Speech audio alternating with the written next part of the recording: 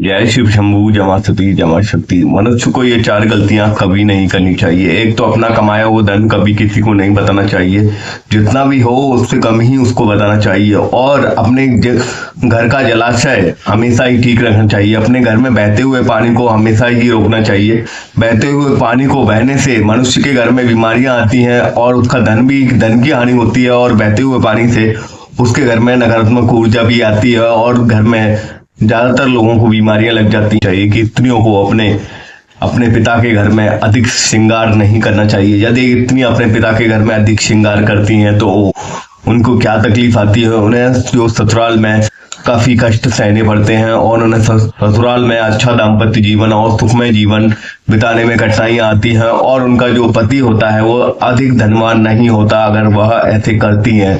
तो इसीलिए स्त्रियों को सदैव मैं यह सलाह देता हूँ, और ये बड़े मेरे नुस्खे नहीं है, ये बड़े बुजुर्गों के नुस्खे हैं कि स्त्रियों को हमेशा ही मायके में जो उनका परिवार होता है, जो उनके पिता का घर होता है, वहां उन्हें शालीनता और सभ्यता के साथ और मर्यादित होकर रहना चाहिए। किसी गरीब मनुष्य का उपहास नहीं उड़ाना चाहिए। यदि हम कभी किसी गरीब मनुष्य या किसी असहाय मनुष्य का या कभी किसी निर्धन का अगर हम उपहास उड़ाते हैं तो वह हमें उसके दुष्प्रभाव भुगतने पड़ते हैं। हमारे घर में भी दरिद्रता आती है, हम भी निर्धन होने के हमारे संकेत ज्यादा होते हैं। और कभी भी किसी भी व्यक्ति का उपहास अगर हम उड़ाते हैं तो वो हमें अवश्य भुगतना पड़ता है। वो कहते नहीं है, दगा किसी का सगा नहीं है, चाहे तो करके देखो। जिन लोगों ने दगे किए उसके जाके घर देखो। तो हमें किसी भी मनुष्य को धोखा भी नहीं देना चाहिए। यदि कोई भी व्यक्ति अगर धोखा देता है अपने परिजन को या अपने अपने अपने दोस्तों को या अपने परिवार के लोगों को या किसी भी मनुष्य को अगर आप धोखा देते हैं तो वह उसकी सजा भी आपको बहुत भयंकर मिलती है। तो यह जो गलतियां है